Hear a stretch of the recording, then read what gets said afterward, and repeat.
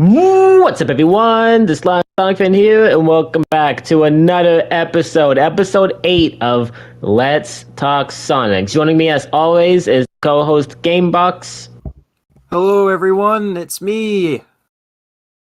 Yeah, and surprise, surprise, we've gathered here today to talk about Sonic the Hedgehog.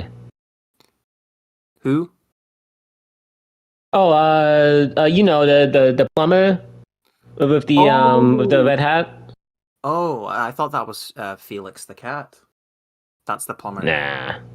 Oh, okay. I see where it is now. I see where we are, I think. Yeah.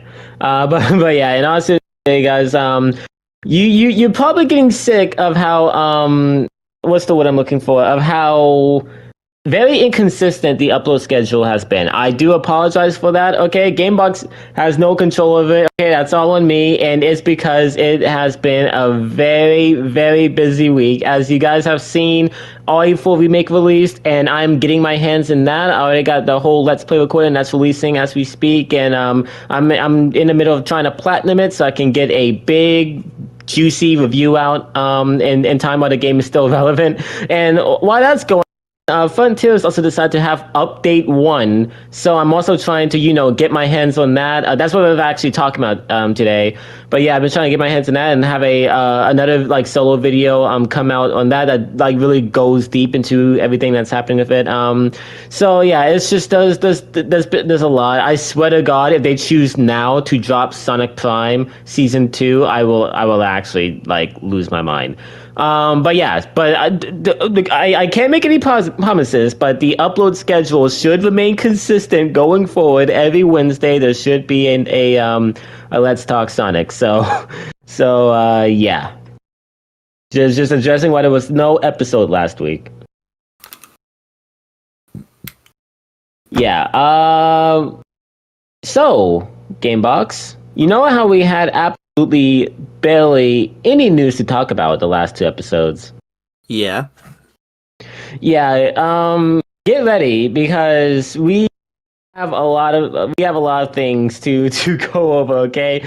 This news section, it's oh man, okay. So, first things first, we gotta get the big one out of the way, okay? We gotta get this. There's so much stuff going on. I haven't even been able to make a video about it, but we gotta talk about it. Sonic Origins Plus. Yeah. What do you think? God. I think it looks really, really, really, really, really solid. Yes, man. Yes. It's sad because after I saw that trailer, I was like, oh my God. This is just objectively a huge W. I can't wait to go on Twitter and see, what people are thinking about it. And it's just nonstop forced hate. People are complaining about the fact that it's a $10 upgrade, and even though you're getting 12 Game Gear games and quality of life improvements and stuff. It's just, oh, sometimes it's exhausting being a Sonic fan, guys. But Yeah. It does get to a point where you get in these things where something will drop and everyone's like, oh my god, it's the best thing ever. Oh my god, Sonic, please let me hear most of the news. Come on, we gotta get something else new. And then in reality, it's it's just pretty good. It's pretty good. But it can be a big Smash Brothers everyone is here moment. But for what I've got, I like it. yeah. And I part of it stems from the fact that that everyone is dedicated to just despising Origins. Apparently Origins killed their families, and they have this huge unrelenting vendetta against it. Guys, the collection's not that bad. It's really not. I will definitely say it's not perfect. I agree it was overpriced. I agree it was a little buggy on launch. I don't think it was broken like some people claim it was, but I agree that there were bugs. That's just why are there bugs in games that have existed for 30 years?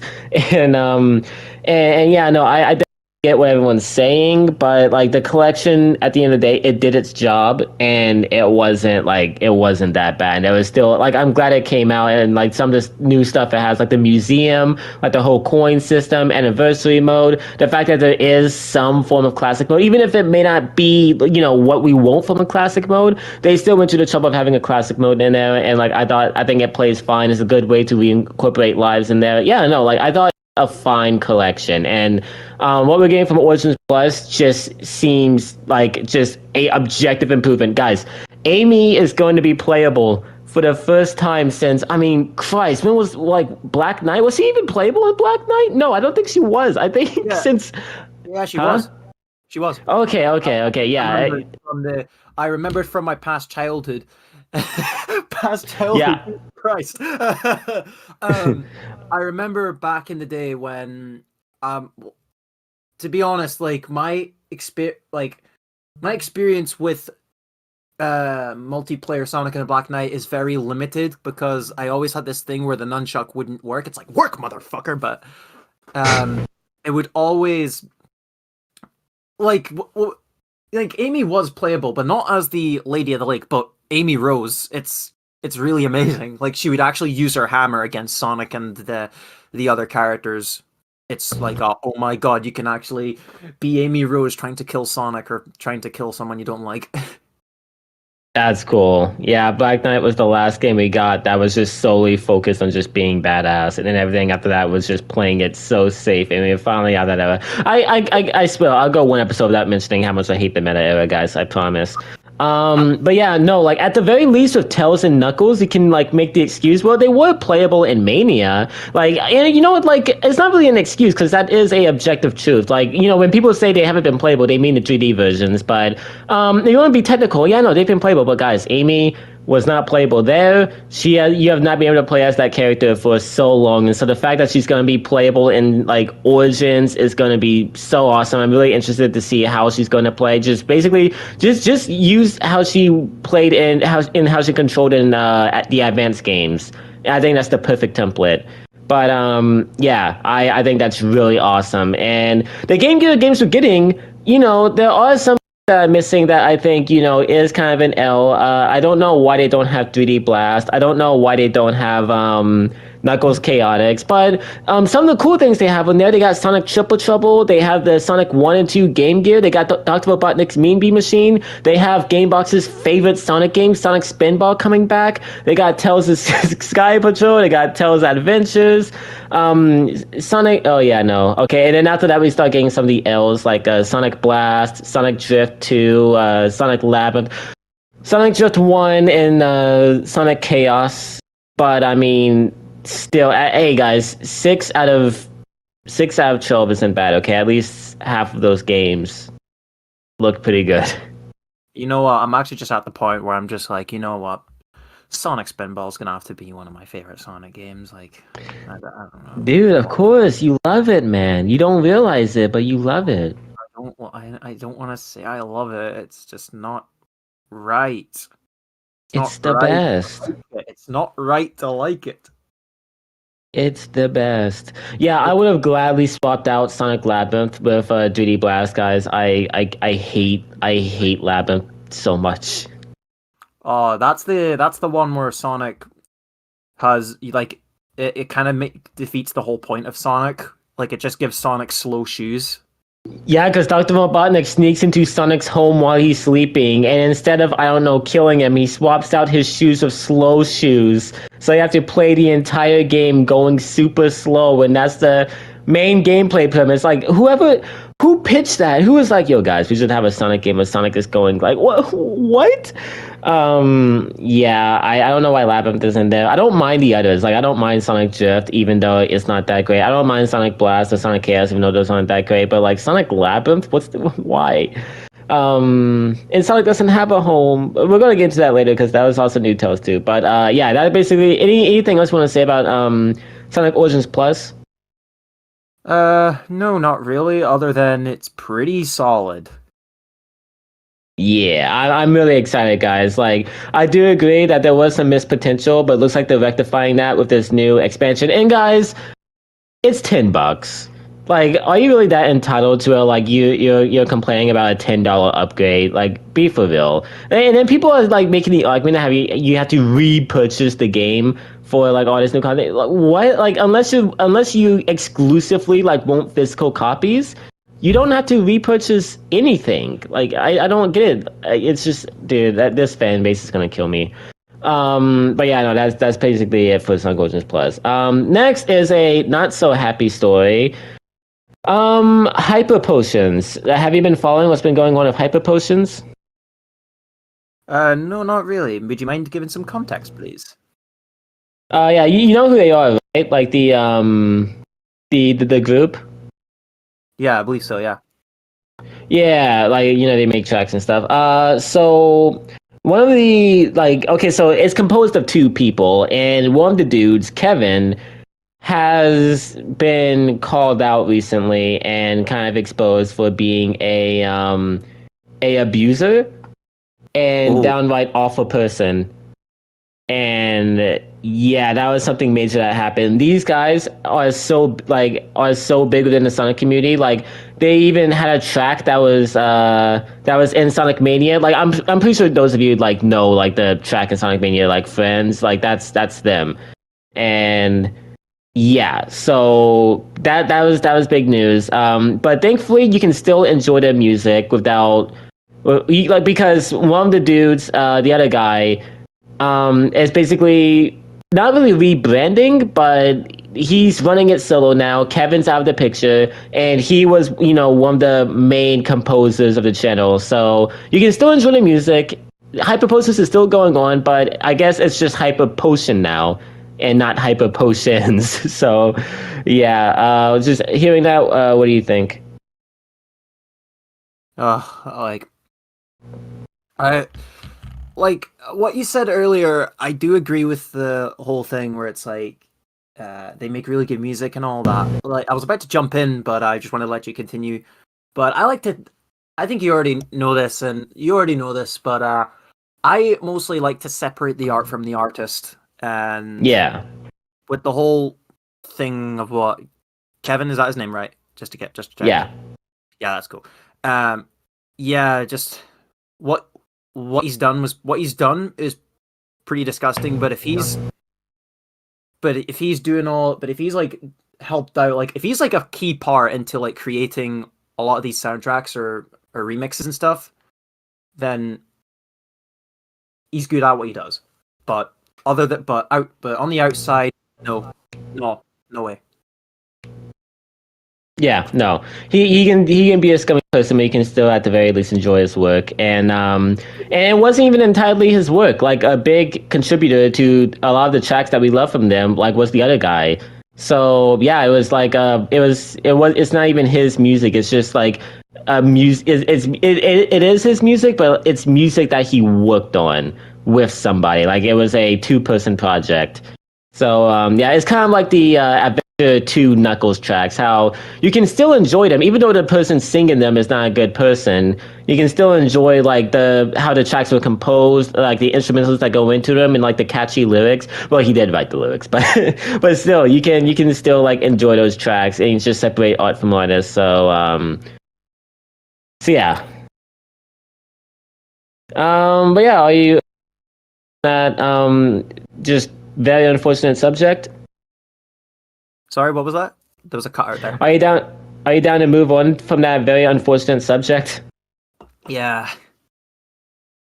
All right, because now we're on the happy stuff. TellsTube, it's back, guys. It's back.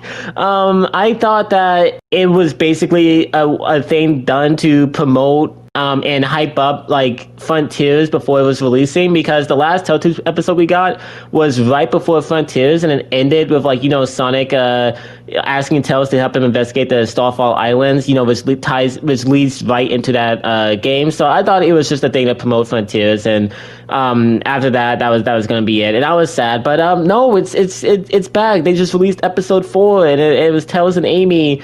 If some of you may not even know what TellsTube is. TellsTube is a series going on the Sonic official YouTube channel where Tails is a VTuber now, and he has special guests come onto a show, and like he basically just explains Sonic Sonic lore, and it's a good way of clarifying like certain Sonic elements that we've like debated about for years. Like they actually provided clarification to Sonic's world. We didn't know if there were two entirely different planets. We didn't know if there's two like different dimensions or whatever, or if it was all one world. And they confirmed like, yes, it is all one world, but there's like human places and there's animal places, so it makes sense.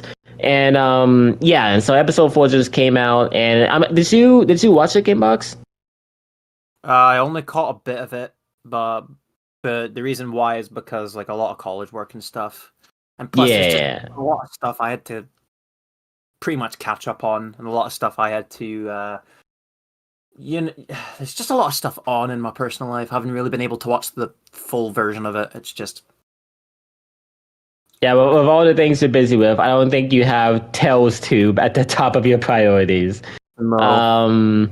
Yeah, it's a good series. I'm not dissing Tails Tube. I'm just being like, it's Tails as a VTuber clarifying Sonic lore that only us nerds would care about. So it's not really anything crazy. But yeah, no. Basically, what this episode was is just it told like newcomers Amy Rose's backstory along with Metal Sonic's, and it also quote unquote clarified. I say that with huge quotations, the whole classic Sonic thing, or at the very least attempted to, because there's a lot of confusion after Forces as to what is going on with classic Sonic, because in Generations it's established that classic Sonic is just younger Sonic. It's Sonic from back in Sonic 2. It's just a younger version of him who's meet his future self. It's the past Sonic. But in Forces, it's instead a Sonic from a different dimension who comes from a new timeline. So no one knew what was going on. I mean, the reality of it is that the writers had no clue what they were doing, and it's just a blatant plot hole and a continuity error. That's the reality of it. But story-wise, we were wondering how they were going to resolve this, if maybe they were two entirely different characters or whatever. But yeah, Tails 2 clarified, and the way they did this was explaining what we've already known. Yes, classic Sonic is the younger version of Sonic, and he comes from the past. And they just completely ignored Forces. They did not address the whole dimension thing. They dropped the word dimension. Like, okay, so it's weird how they tried to fix it. They called him Sonic from the past, but they also said he's also from a different dimension. And to anyone wondering, like, how does that make sense? Like, is it another dimension Sonic who also happens to be younger Sonic? I guess that's what's going on here. Maybe it's just an elsewhere timeline where, like, Mania Adventures is going on, and like that's how it's explained. Either way, it did not really like clarify or clear things up, really well. And yeah, it was a good episode. I'm very happy that the series is still continuing. Hopefully, they also bring back Sonic Central. But yeah, it was just weird. Mm-hmm. Like, sorry to cut in on this topic and all that, but you're not cutting in, bud. It's your podcast. That's good. I just don't like interrupting people when they talk. But yeah, just the whole thing where, I mean, oh god, just trying to it's like trying to put the pieces together for this. It's really hard to try and understand what the whole thingy is. I'm actually struggling to put two and two together for this one. Oh my god. But yeah, just what is it, like the retcon and fucking Forces? Jesus Christ. Yeah. Wow. So I think it's gone to the point where we can just stop saying this whole thing is like completely out of nowhere, and then they just go, "Nah, we're retconning this shit." But like, come on. I don't get how hard. I really don't understand what was so hard. Like, it was clearly established. It was like clear as day. A 4-year-old could understand it because it was written for 4-year-olds. The fact that classic Sonic is just modern Sonic, but younger. It's just Sonic from the past. It was so easy. Why did they have to drop that dimension line in there? It made no sense. I'm so confused. Like, the only thing I can think of, right, is like Sonic Mania is a prequel to Forces, but obviously Mania like isn't like it didn't happen in the timeline at all because it's like a completely different event. It's like its own timeline. So they were Yeah. like, oh, okay, so this is weird. I guess we're just gonna say some a different dimension and just not clarify it on generations. And I don't get why this was a problem because I mean, if you can just easily headcanon it as, oh well, after Classic Sonic returned to his timeline after generations because like there was a new like there was, I guess you could say, a butterfly event where, like, there was a new thing that happened in Sonic's timeline before it was supposed to happen. Like, obviously, in between Sonic 2 and CD, he didn't meet his future self and then, see all these weird guys and fight the Time Eater. So you could just say that at that point create a separate timeline where the same events happen as the original one, but different because technically the Time Eater screwed up with the past and like made it different. It's like the old times. It's how time travel works in movies, right? Where like if you go back in time and change just the most minuscule detail, it could have like ample ramifications and create like a whole other parallel like timeline. You could just say that's what happened with Mania, where after Generations it was its own separate thing. It didn't like go beat for beat what the original games were. It's just so easy. Like I'm sorry, man. Like I know writing for games is hard and there's a lot of pressure, but like I don't understand like how you could mess that up. It was literally written for preschoolers. Oh man. Oh, it's go on. I was just about to say it's just really hard to really digest on what was going on in like the writing team and stuff, or whatever was going on. But just how do you do something like that? You can't. Like, I get it. If there's like changes to be made, then okay, that's fine. But I don't know if they realize there's a thing called soft reboot. A soft reboot or just a reboot is a thing. You can easily go back to square one. Like we all thought that. I think we all thought that was the case when Sonic Colors came out, and then it was like, nope, this is here and this is here and this is here. It's like, oh my god, what's going on? Yeah, the problem with Colors is that they wanted to have the cake and eat it too. Like they wanted to, like have like a fresh little reboot and like make it easy to understand for younger audiences, which I think they did a good job of. Like people hate Colors. I actually like Colors. I even like the story of Colors because I think that game is fine for what it is.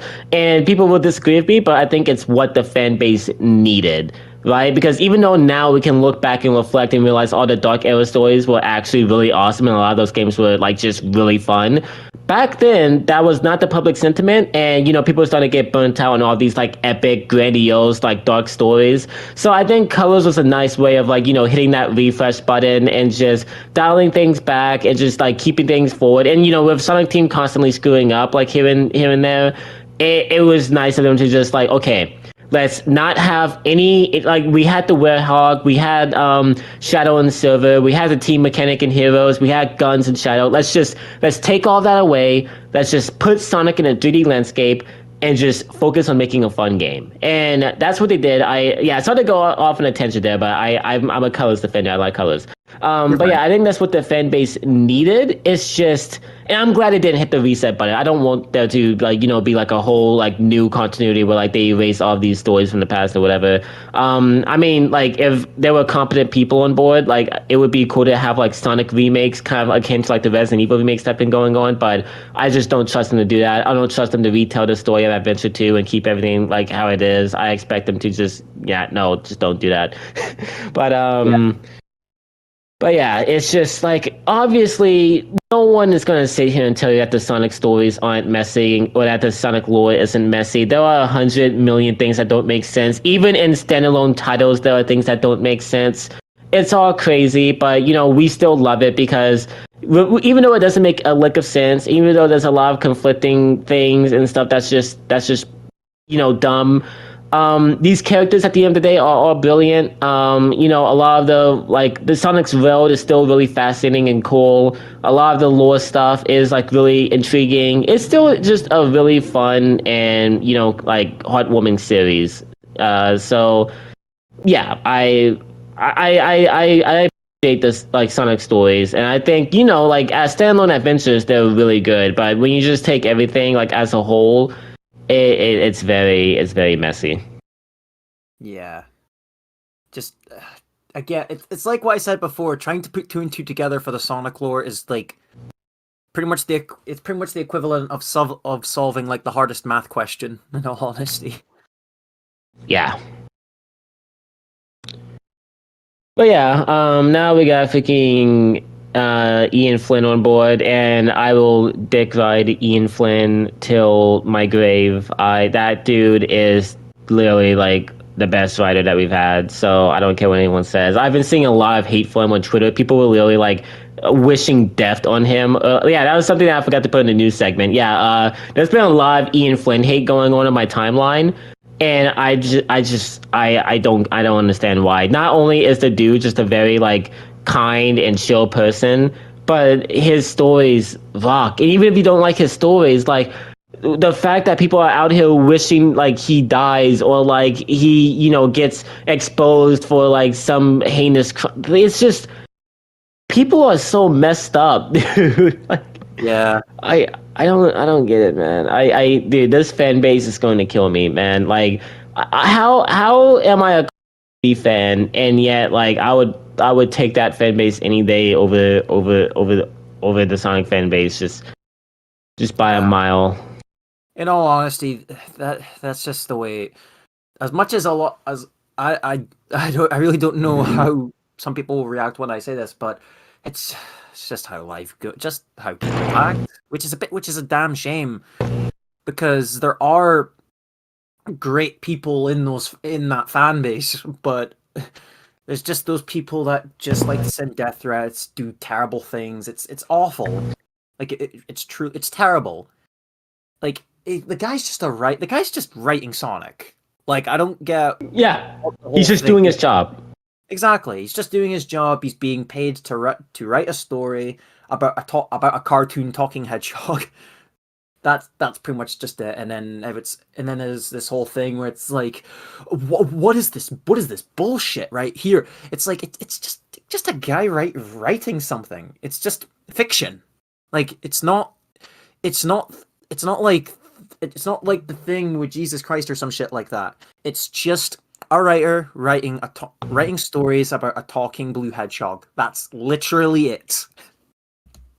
Yeah, it's really not that deep. Like Gamebox just said, it's a blue cartoon hedgehog. Like some of these people act like Sonic exists in real life, and he's gonna get his feelings hurt when like he has a new game that comes out, and people are like mad about it or whatever. It's just, guys, it's not that deep. It's really not. And yeah, you guys will see no shortage of me clowning on like Pontac and Graph's writing. Okay, I do not like those guys like contributions to the Sonic lore.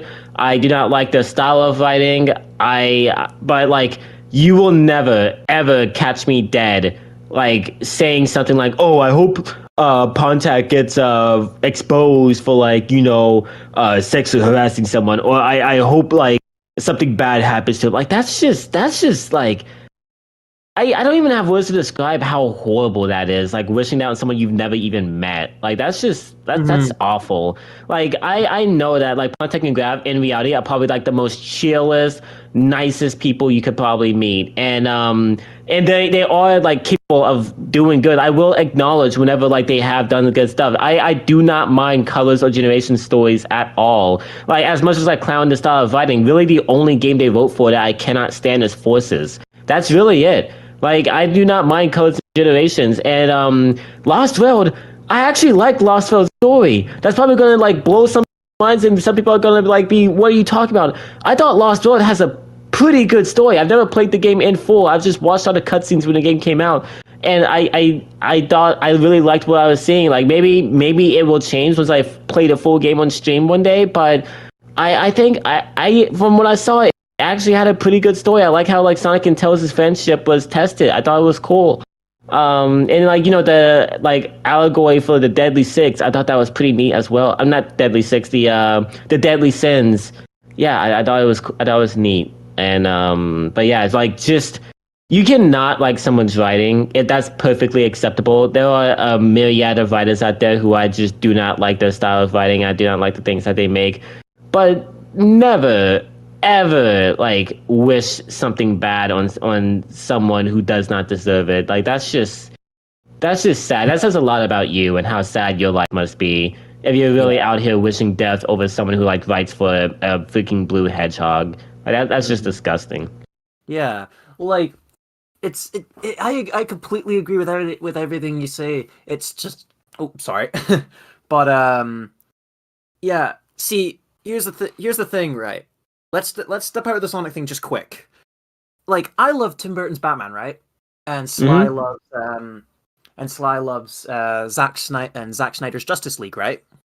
Mm-hmm. And there are things that have been put into those stories that are pretty much are not really needed. Like for example, there's the Justice League from 2017, and then there was Batman and Robin and Batman Forever. Batman Forever is an alright film, but Batman and Robin's a terrible film. And I haven't seen 2017's Justice League, but I'm not gonna go out of my way and wish death upon the writers or whoever wrote those movies. It's like, just like I know this is gonna be like a hard thing for some people to swallow, but there's a thing you have to do, and that's kind of accept it, which is a shame, I know, but there will come a time where you will accept it. Like back when I was big and really obsessive with like Tim Burton's Batman, I remember being on this big hatred for the Schumacher films. It's like, oh, they're terrible films. I wish they were never made. But now it's just like they're just there. It's just a movie. Yeah. And it's probably the same with it's definitely the same with Justice League 2017. Yes, it had different writers, it had different directors and all of that. But the thing is, there's nothing you can do about it. Going out of your way to send death threats to either writers, cast members, and all of that is just wrong. Like it doesn't matter. Yeah, like the director of 2017 Justice League, Joss Whedon, I hate the film that he turned Justice League into. He treated the cast members like absolute garbage, was reportedly just horrible on set. And he's been exposed by some of his like ex-wives as being like emotionally like just manipulative and abusive. And you would still never catch me like wishing anything bad on the guy, like wishing him any like physical harm. That's just unacceptable. I may not personally like the guy. I may not personally like, his style of writing. And, like I don't like some stuff he's done, but like at the end of the day, I've never met this dude. I don't know him personally. I don't know him that well. And there's a chance that like maybe if he never pursued directing and he like worked at like, let's say at like some Starbucks or whatever, and I came in there, I probably would like have a nice interaction with him, and we'd probably like become best friends. Okay, me and Josh, we are best friends. Like you just do not know somebody unless you actually get to meet them and like just talk with them. So yeah, it's just unfortunate. And like guys, here's a cheat. Okay, I'm gonna give you guys a cheat code. Okay. If there's a movie, video game, or a book, whatever, that you do not like, before you go on Twitter or you like an email, whatever, and like you're writing about how bad like the person is, just remember, have this thought come to your mind every time. The person you're talking about is someone who sat down and wanted to make a good product. Like there was no ill intentions behind that.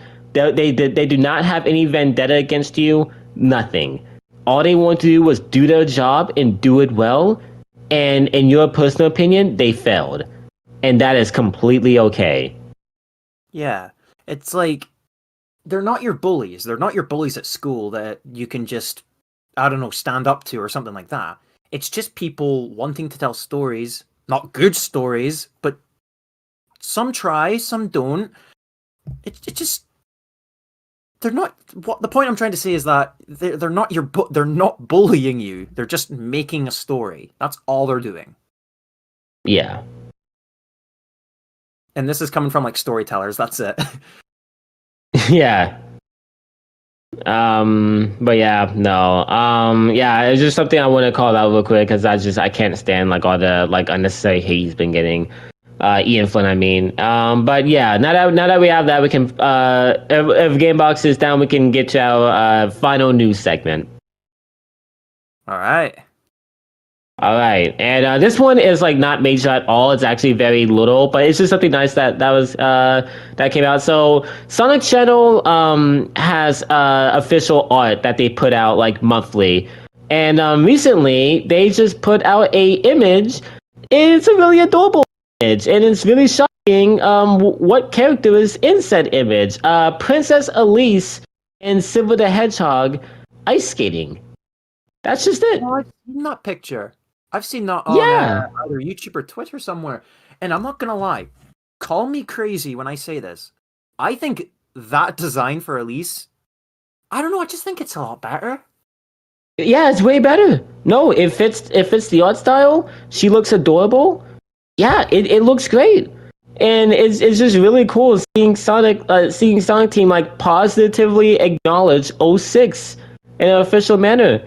Like it was only 2 years ago when they were putting on their Twitter a picture of like Elise kissing Sonic saying 10 years ago, never forget, or it was like 15 years ago, never forget. And it was like making fun of that game, and like everyone hated it because, and I hate it too, because even if like most people would agree that '06 is like mechanically not a great game and has a lot of bugs or whatever, there are still a lot of fans who love that game, and it's a very important part of Sonic history. So the fact that like the people behind Sonic, the people who are making it, are like memeing on it, it's just it speaks a lot about their confidence in the IP that they're working on. So the fact that they're like, actually like feeding the fan of that game, and like positively like bringing back Elise in a cool way, and like drawing her in an awesome fashion. It's just great. It's just something positive I want to highlight. I thought it was nice. Yeah. And I don't really like the idea some people have. It's like, oh, there's a bad character. You don't really like. I have like a big thing for like whenever there's a bad character, I'd say try and fix that character. But whenever there's like the whole thing where you can't polish a turd, personally, the best way for me to say is like you could try and, I don't know, like redo the character or something like that, or just try and find a way to redeem that character or something. But I don't know, just the idea of an art of Elise coming back in the whole Sonic thing is like kind of mind-boggling in a way, because this is a character who was in one of the worst Sonic games. Well, I can't judge because I've not played it, but that's kind of shocking. Just seeing Elise in some Sonic art being mentioned, and it's like, oh my god, that's cool. Yeah, I think that's. I'll veer off Sonic for a little bit. For those of you Resident Evil fans out there, I would not like. I don't hate. No, I don't know why I resort to that word, because I actually like a lot of things about it. But Resident Evil 0 is my least favorite Resident Evil game. Okay, and I think the two main characters, Billy Cohen and Rebecca Chambers. I like Rebecca because she's an established character, but Billy was literally just a piece of cardboard in that game. I did not care about him whatsoever. He was super uninteresting. And I would love for him to return. I would love for him to return because it'd be a good way of like feeding fans of, that game. And they could actually make the character way more interesting and like polish him up a lot.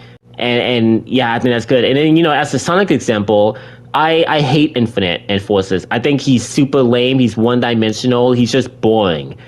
He does not come off as intimidating. He comes off as like a child throwing a temper tantrum. Which would be okay if it wasn't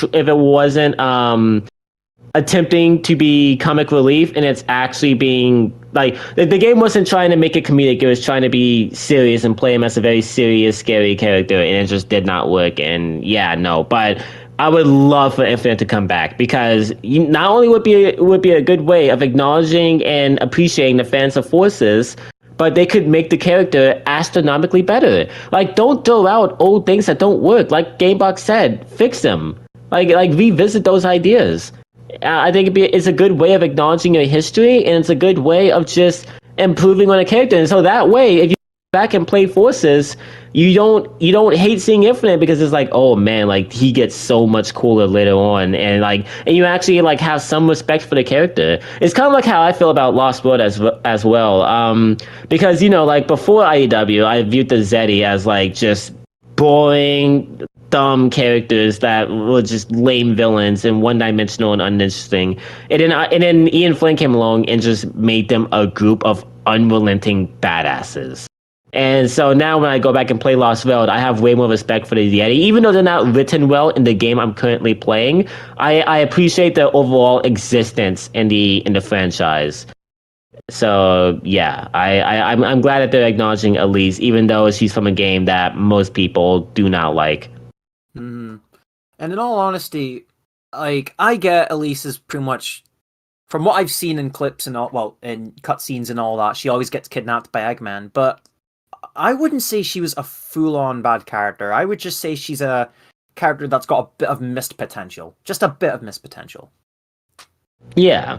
She was, like, arc in that game was being like a very I wouldn't say strict, but someone who was like bogged down by responsibilities and was like very emotionless because they could not cry, so they had to be like they had to be emotionless, they had to be like just very restrictive. And then Sonic comes along, this very free-spirited, optimistic, kind person, and like completely changes her. And like after the adventure, like she becomes like she enjoys life and like starts like living free, just like Sonic. And yeah, I thought that was, I think that's I thought that was really cool in '06.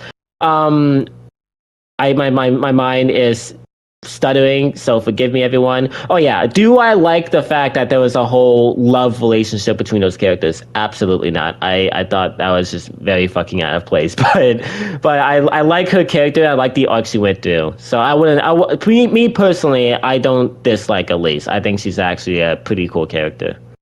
Mm-hmm. I don't dislike her either. I just say there's just something there. Yeah. All right, well, everyone, with all of that out of the way, with all the news covered, we can finally get into the main subject. The last little bit of news that we do have is what we're going to be talking about the rest of this episode, and that's the fact that Sonic Frontiers, after 4 months of its initial release, has gotten its first batch of DLC. Well, I don't even really want to call it DLC, more just like as a packaged update. And yeah, no, it rocks. Gamebox, just without going too much in depth of it, what are your like just overall initial thoughts having played the DLC? Oh boy,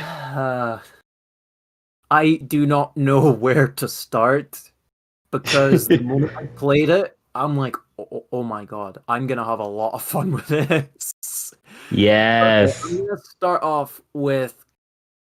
I'm not gonna go into heavy. Well, it's not really heavy spoiler things, but I'm just gonna give you my overall thoughts on. Yeah. I'll break it down piece by piece. So I'm gonna start with the boss rush thing. That shit's fun. Very, very fun. Like, yeah. I like how it just builds up all the way to the amount of bosses that you fight. And it's not even like the thing where it's like, here's a loading screen. Take down a boss. Another loading screen. Take down a boss. It's like, here's your boss. Good. Here's another back boss. to back, back to back, back to back. It's like a ongoing gauntlet. Yeah, and what I'm pretty much trying to do is I'm trying to S them all, but it's really hard to do that. And I like how it's challenging you in that way. It's like, yeah, even if I get an A, it's like I still want to S rank it, and it's really, really hard to try and do so. Like, it's not the fact that the characters or the bosses that you're fighting are hard. It's the fact that I'm trying to take them down as quickly as possible. But if there's a time where you're just standing still, doing nothing, or just when you either screw up on a move, there is a chance where you couldn't get that S, and it's like, oh god, what are we gonna do? It has to be pitch perfect. Yeah. But it just depends on how other people play the game. That's how I personally play it. I try to S rank them all, but it depends. Mm-hmm. As for the cyberspace stages, it's kind of I really do not know what to say, because it's just like playing the cyberspace stages, but it's kind of this is like one of the topics where it's kind of hard to try and fully come up with an opinion on it, because it's really, really hard to try and say what your thoughts on it are, because the only thing I've got in my mind is it's good. That's it. It's good. Like, I don't really know how to describe it. Like, I could say, oh, it could be real. Oh, it's really, really fantastic, better than the boss rush, but which definitely isn't. But I'd say it's okay. I'd say it's good. That's it. Yeah, I agree. And of course, the one I was looking forward to the most was photo mode, because Yes.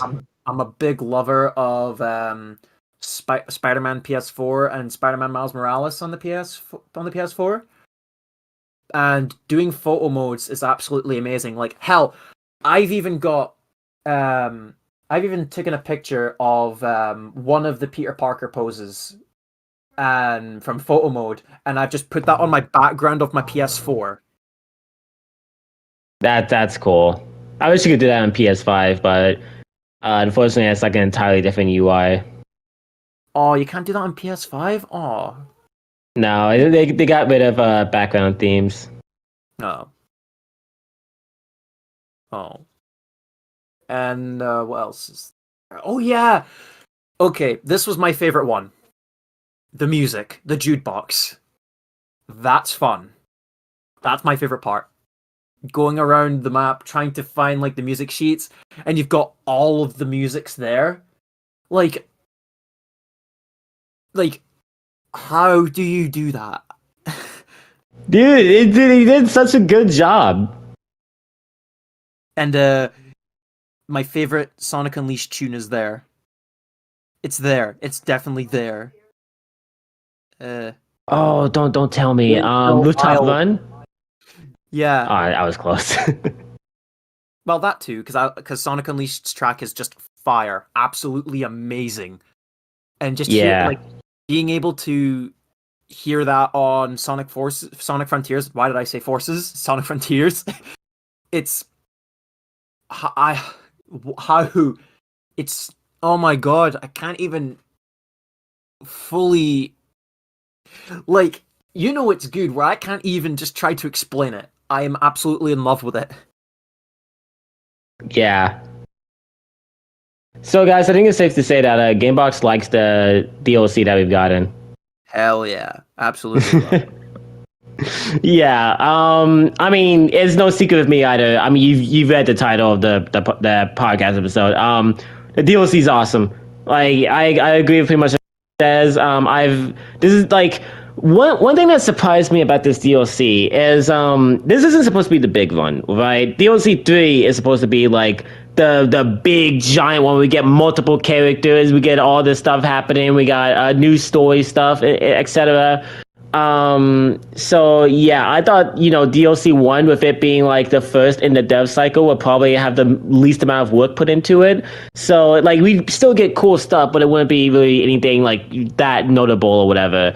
I have never been proven more wrong in my entire life. I've been having a blast playing this DLC. Okay, we'll get way more into the individual stuff later, but like, just a lot of it has added in difficulty to Sonic again, which is something that I've missed. I do not think we've had a difficult Sonic game since Unleashed.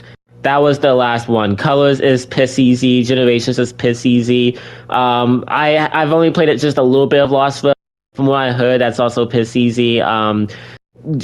Forces is just you hold down square and you pretty much just get there. Yeah, and then Frontiers, the base game, was also like pretty easy. It was fun, but it was a very easy game. And so yeah, like there was just, and it sucks because there was some cool systems there, but you really didn't have to rely on them that much because, like I said, the game was just really freaking easy.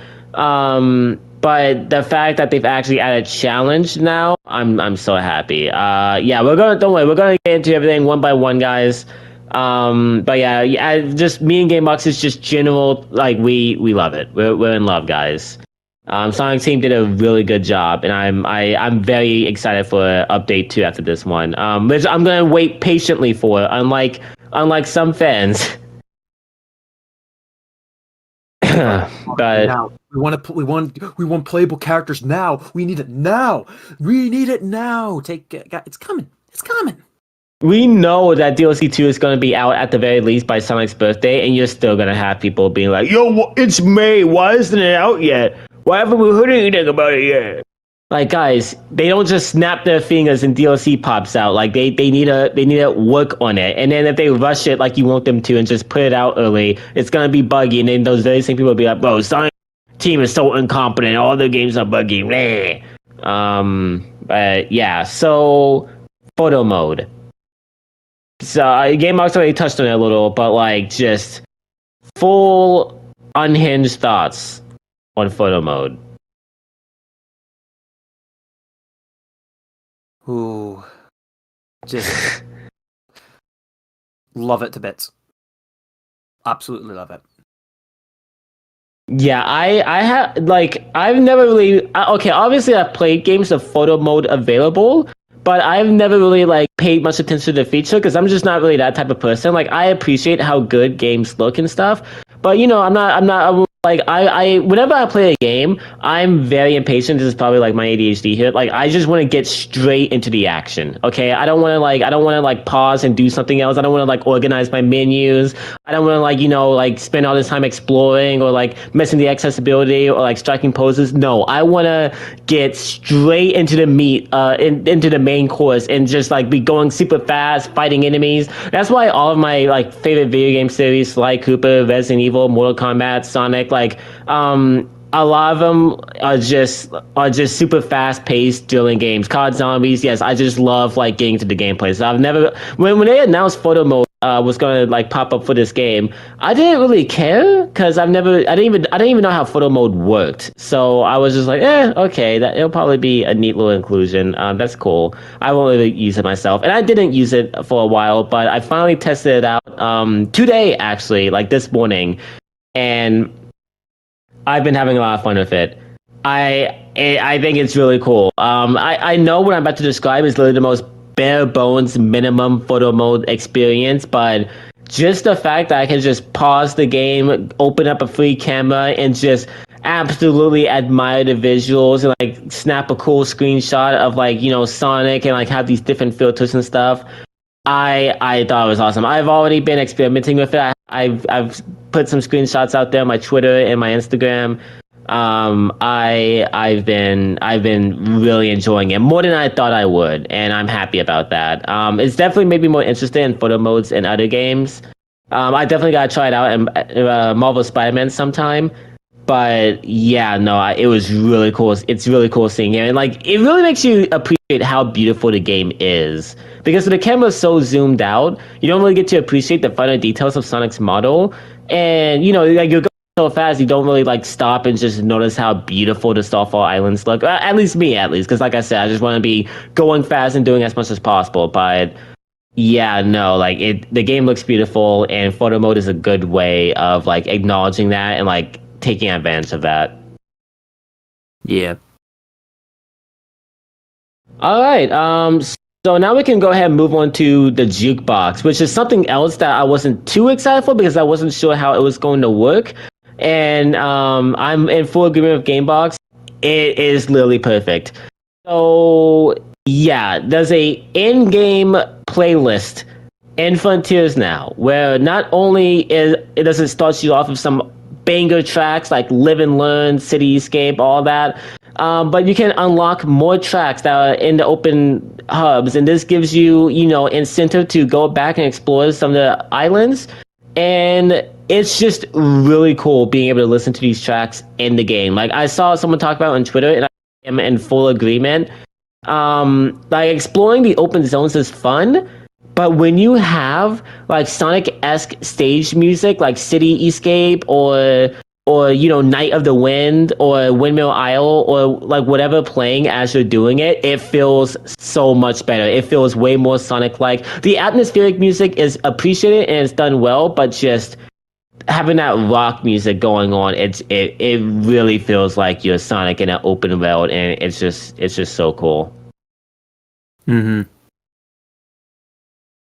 Something Fidel Games Cage also pointed out, which I fully agree with. There is no reason why they can't add more songs. They showed love to every game. Okay, we got Sonic Adventure 1 tracks here, Sonic Heroes tracks, Adventure 2 tracks, '06 tracks, Black Knight tracks, Forces tracks, Lost World tracks. We have everything. Not Sonic Boom Rise of Lyric though. We can ignore that one. Okay, but I was really, kind of sad to see like there was no songs from Shadow Hedgehog in there. I would have loved to have heard "I Am All of Me." I would have loved to have heard "Never Turn Back." There were also like little Sonic Fighter songs in there too. So I would absolutely love it if like in update 2 we got even more tracks that you can find and collect, and then in update 3 we got even more. I wouldn't care if they literally put like the entire soundtracks to every single game in there. I know I'm asking for way too much. I'm not asking for them to literally have like every single track imaginable. I just want more of the like heavy hitters. What do you think, Gamebox? Would you like to see like were there any particular tracks that were missing that you would have loved to have been in there? I would go with Endless Possibilities because it's Yeah. it's just one of the best Sonic tunes I have ever heard in my entire life. Like in all honesty, Endless Possibilities is like one of my favorite Sonic songs of all time. I know I'm saying this in a weird way, but I actually listen to this while I'm like going into town or so when I'm on the bus or something like that. I just listen to that tune. I even find remixes of it, and then I just listen to it. I hear the lyrics. The lyrics are absolutely amazing. It's So God, inspiring. yeah, especially with the fact that it's even like the end credits for Sonic Unleashed, and that just being amazing. Like one of my favorite tracks to one of my favorite games.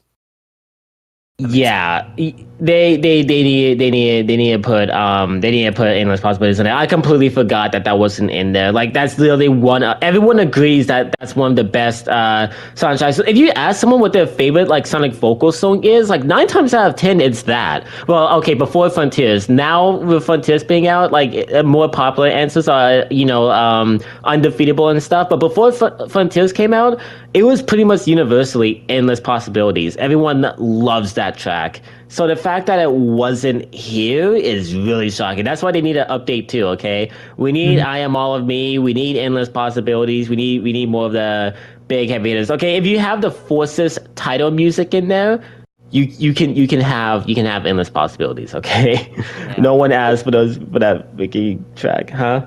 Like back when Unleashed came out, I remember seeing a lot of Sonic media using Endless Possibilities, and it's like so nostalgic as well hearing Endless Possibilities, because I think I was like my first. I could be wrong because my history is really terrible. But I think Sonic Unleashed was I think one of the first games I've played, one of the first Sonic games I played. Yes, there was the Olympic Games, and then I think Unleashed came after that.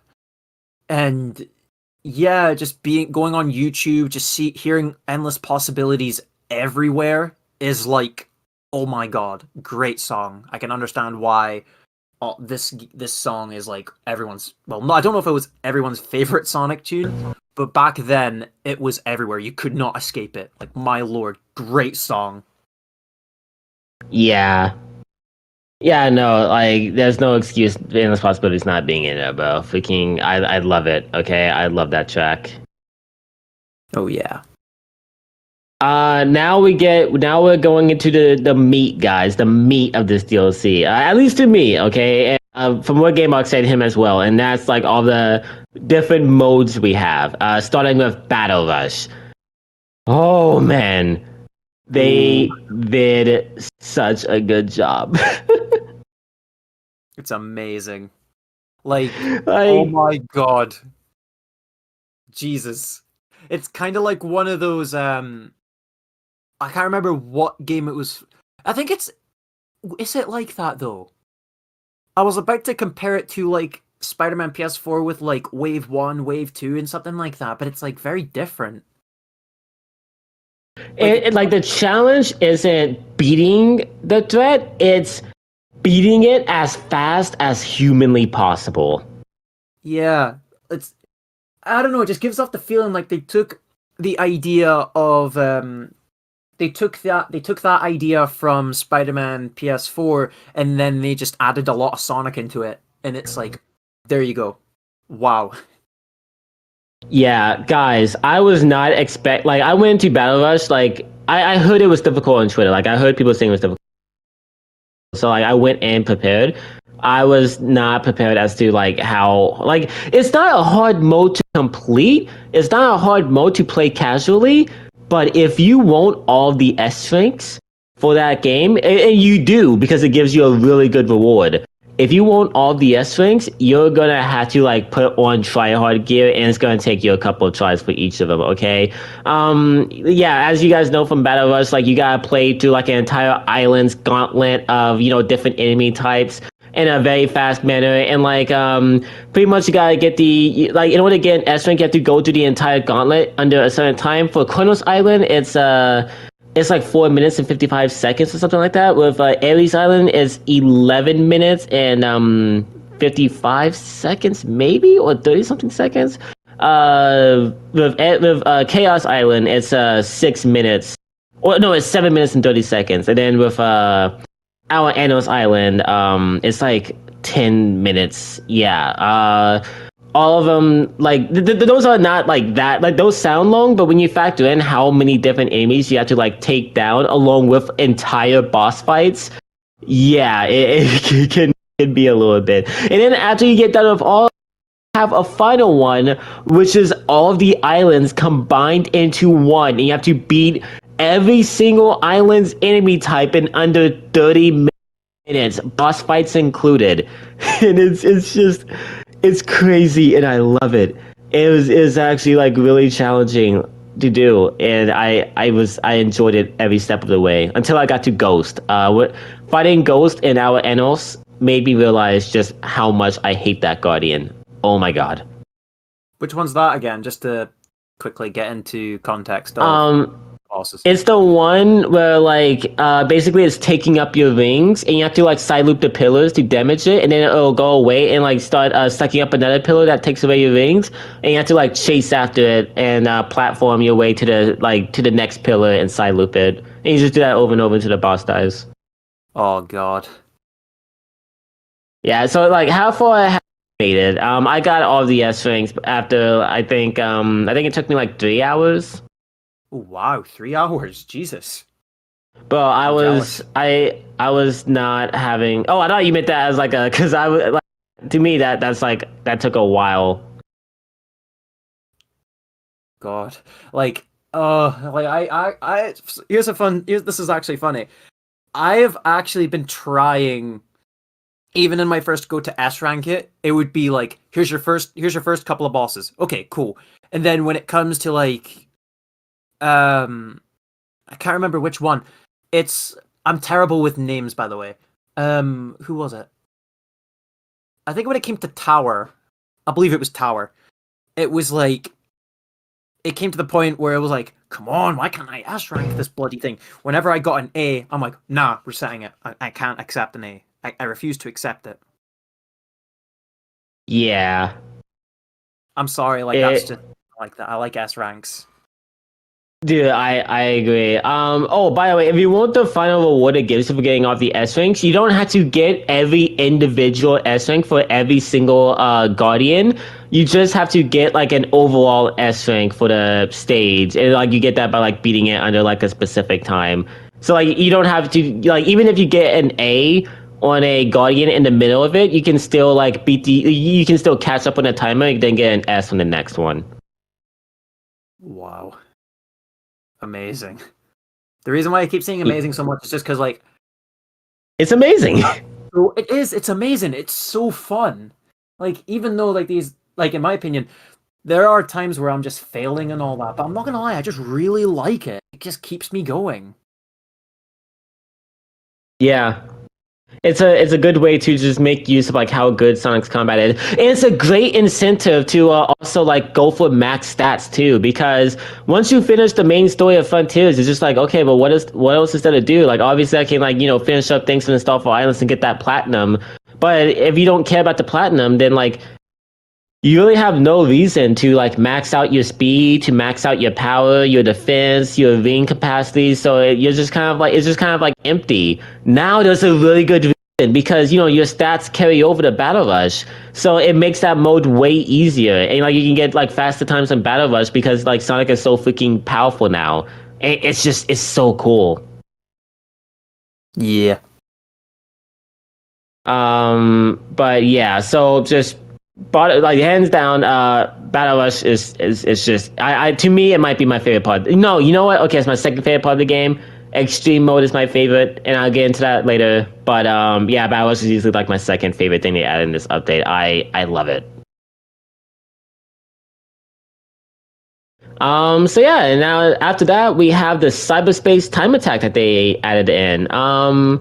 So you went into so you said it was really hard to describe, and I'm actually intrigued as to why that is. Is it because you have like conflicting feelings as to how cyberspace controls, or is it because like you just didn't really have the words to like kind of describe like how much you enjoyed or like may have like had a problem with it? Like what are your like if you can like what are your like how would you describe your feelings towards it? In all honesty, I'd say it's kind of a bit of both because it's like I'm not the biggest fan of the cyberspace stages, and adding the whole thing kind of like boss rush but different. Like, oh god, yeah, it's just kind of a bit of both. It's like I don't really know what to think of it. Like it's cool. It's a cool idea, but it's just the ways that there's like some areas where how you got to control it and stuff. Because I will admit, I'm not a big fan of how the cyberspace stages are controlled or how Sonic's controlled in cyberspace. But I mean, it's a cool idea. It's cool. That's it.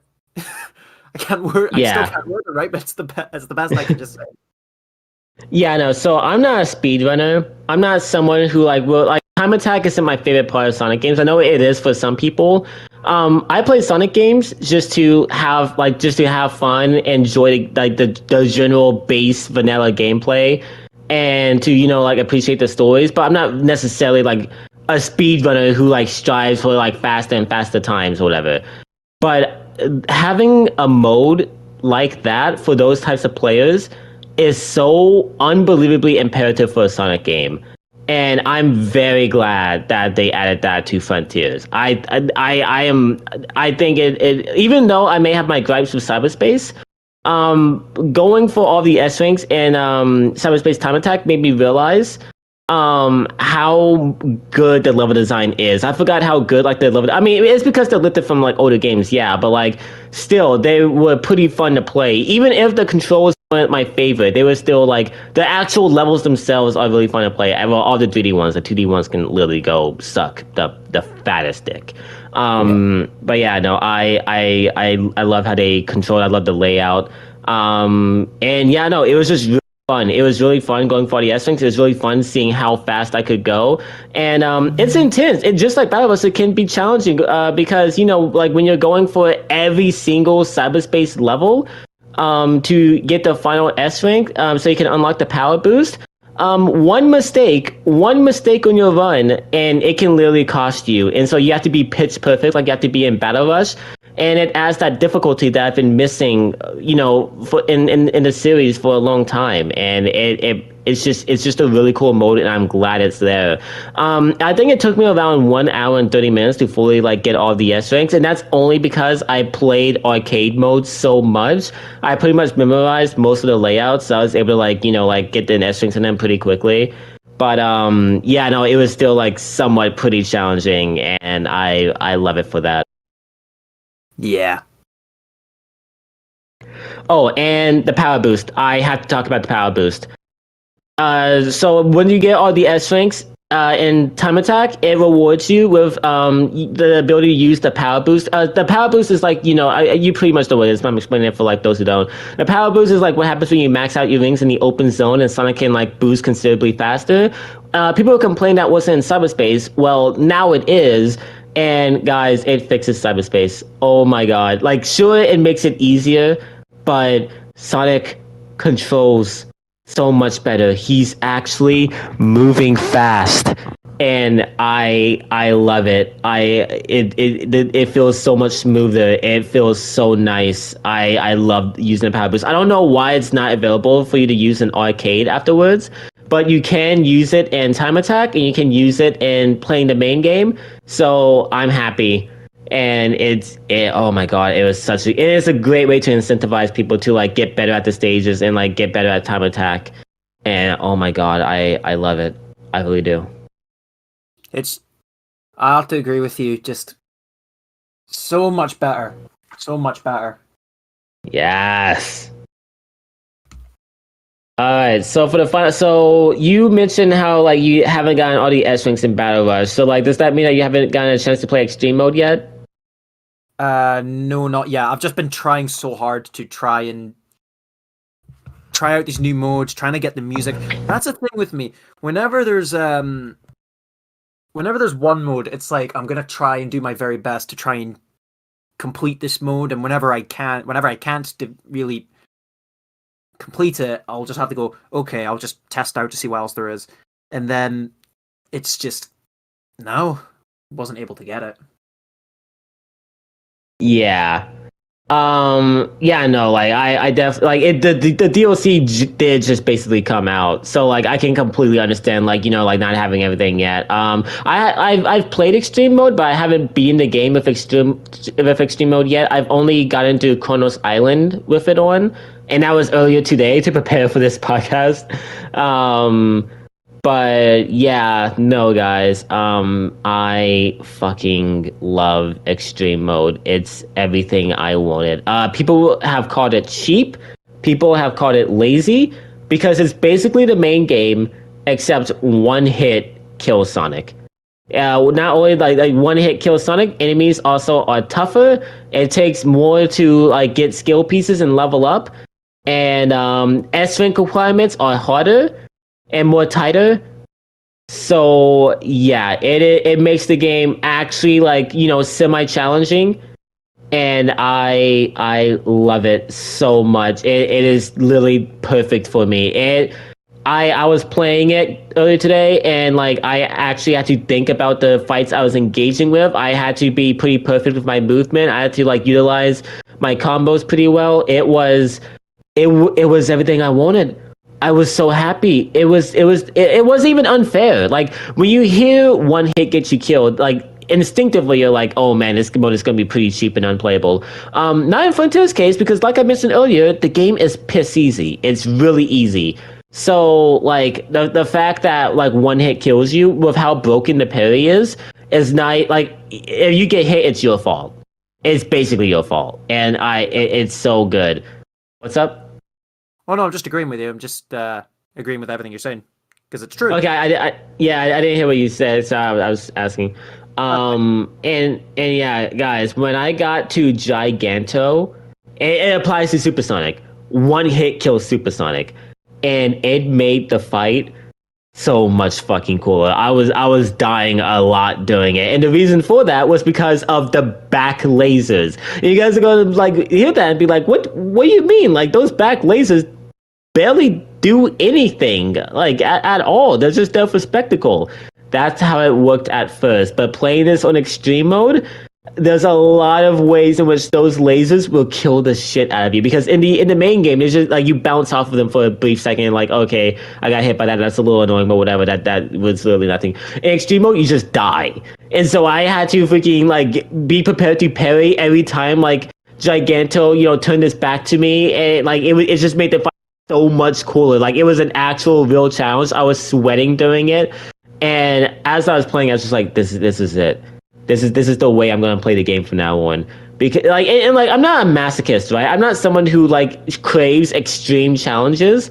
The thing about extreme mode is that, despite the name, it's not an extreme challenge.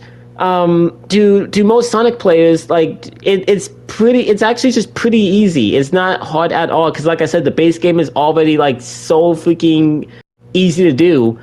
Extreme mode just makes it like actually like engaging to play, and it's just so cool. It's probably difficult for Sonic fans, because if Omens is anything to go by, Sonic fans hate difficulty and cannot tolerate it because they've been babied by games like Generations, Colors, and Forces. So they're probably going to find extreme mode difficult, but to anyone who plays any other types of games, no, it's not at all, and it's really fun. But yeah, that's pretty much my thoughts on extreme mode.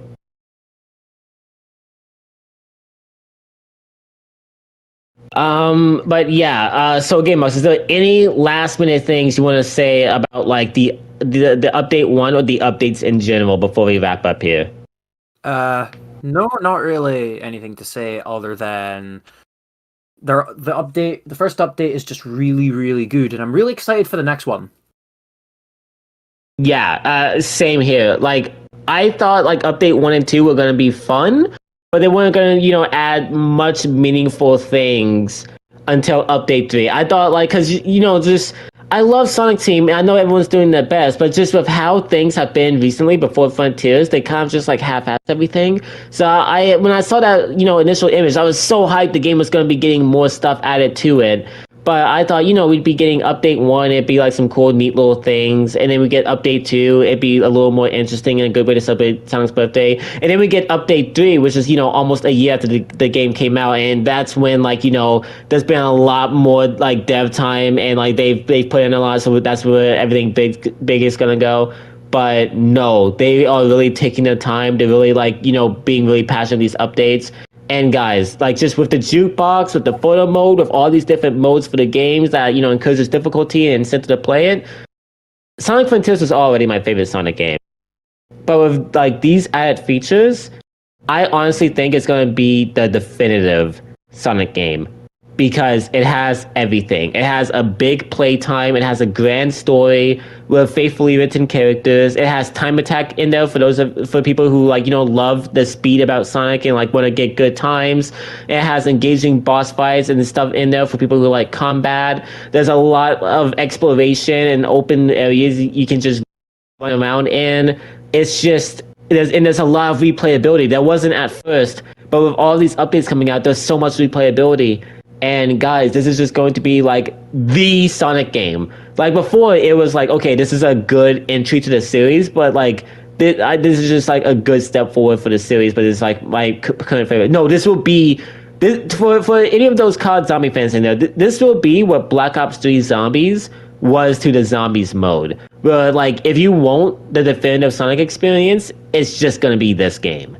And I'm just it's blowing my mind that something like this even exists, and it makes me really excited for Frontiers 2, which is basically going to be this, but there's going to be even more stuff. There's going to be an even more sizable budget, and there's going to be even more like wild places for the story now that they've course corrected everything. And I'm just getting so unbelievably excited for the future of this franchise. Oh yeah, same here. Yeah. So Gamebox, who the heck are you? What the heck do you do? And are there any things you want to hecking say before closing out? Or anything you want to promote? Well, to start off, I'm Gamebox. I have a YouTube channel called Gamebox. What else can I say? Pizza is the best food in the whole entire world, and if you say pizza is not and is the worst food of all time, there's something deeply, deeply wrong with you. And please, like pizza, please. Pizza is a weird way to pronounce mac and cheese, but yeah, no, I agree. Oh no, mac and cheese actually. Mac and cheese is the best thing, not pizza. I love mac and cheese, bro. Kids, eat your mac and cheese. You'll thank me Yes. Yes, absolutely. I agree with that. Oh, sorry guys for that Discord notification. That just making popped up. During the podcast, ping. Yeah, that's my bad, guys. I was pulling it up because we're about to end here. But yeah, no. I'm Sly. You're watching this channel. You already know. The current plans as of right now, at the time you're seeing this episode, RE4 Remake Let's Play is still going up.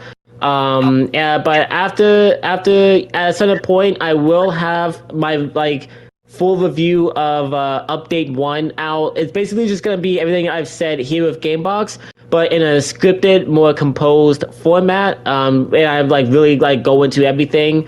So yeah, that's gonna be out. And then also I will finally have my Sonic Omens review done. You guys don't know how close I am, okay? RE4 Remake made me take a forced mandatory break from it, but I'm coming back to it, guys, and I will finish A. And then after the RE4 Remake Let's Play has wrapped up, there will be a full big RE4 Remake review out there. So yeah, that's the current plans for the channel. Just the RE4 Remake Let's Play is still going to continue.